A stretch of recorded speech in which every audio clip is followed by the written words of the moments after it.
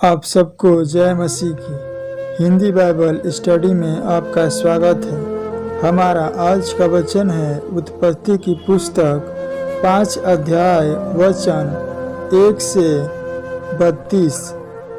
आदम की वंशावली यह है, जब परमेश्वर ने मनुष्य की सृष्टि की तब अपने ही स्वरूप में उसको बनाया। उसने नर और नारी करके मनुष्यों की सृष्टि की और उन्हें आशीष दी। और उनकी सृष्टि के दिन उनका नाम आदम रखा।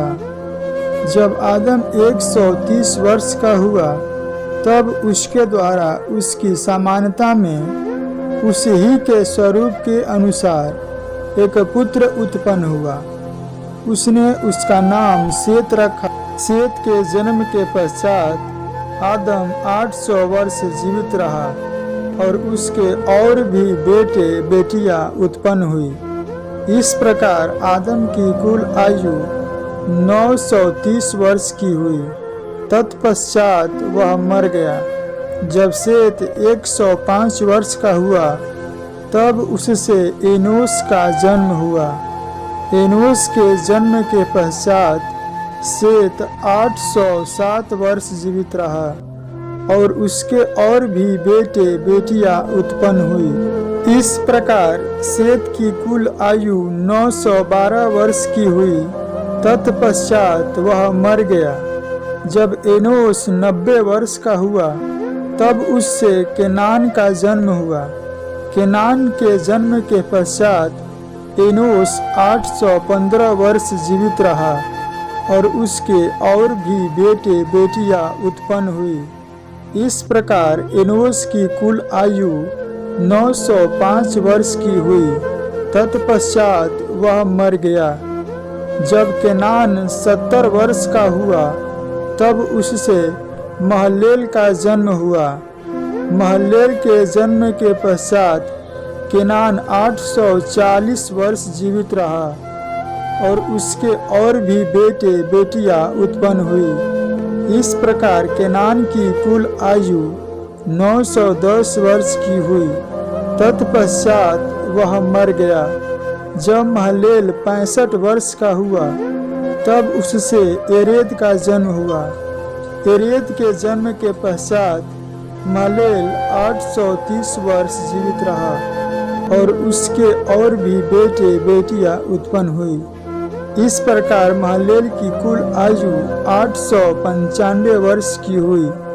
तत्पश्चात वह मर गया। जब एरेद 162 वर्ष का हुआ तब उससे हनोक का जन्म हुआ। हनोक के जन्म के पश्चात एरेद 800 वर्ष जीवित रहा और उसके और भी बेटे बेटियां उत्पन्न हुई। इस प्रकार एरेद की कुल आयु 962 वर्ष की हुई। तत्पश्चात वह मर गया। जब हनोक 65 वर्ष का हुआ तब उससे मतूशेलह का जन्म हुआ। मतूशेलह के जन्म के पश्चात हनोक 300 वर्ष तक परमेश्वर के साथ साथ चलता रहा और उसके और भी बेटे बेटियां उत्पन्न हुई। इस प्रकार हनोक की कुल आयु 365 वर्ष की हुई। हनोक परमेश्वर के साथ साथ चलता था, फिर वह लोप हो गया क्योंकि परमेश्वर ने उसे उठा लिया। जब मतूशेलह 187 वर्ष का हुआ तब उससे लेमेक का जन्म हुआ। लेमेक के जन्म के पश्चात मतूशेलह 782 वर्ष जीवित रहा और उसके और भी बेटे बेटियां उत्पन्न हुई। इस प्रकार मतूशेलह की कुल आयु 969 वर्ष की हुई। तत्पश्चात वह मर गया। जब लेमेक 182 वर्ष का हुआ तब उससे एक पुत्र का जन्म हुआ। उसने यह कहकर उसका नाम नूह रखा, यहोवा ने जो पृथ्वी को शाप दिया है उसके विषय यह लड़का हमारे काम में और उस कठिन परिश्रम में जो हम करते हैं हमको शांति देगा। नूह के जन्म के पश्चात लेमेक 595 वर्ष जीवित रहा और उसके और भी बेटे बेटियां उत्पन्न हुई। इस प्रकार लेमेक की कुल आयु 777 वर्ष की हुई। तत्पश्चात वह मर गया और नूह 500 वर्ष का हुआ और नूह से सेम और हाम और एपेत का जन्म हुआ।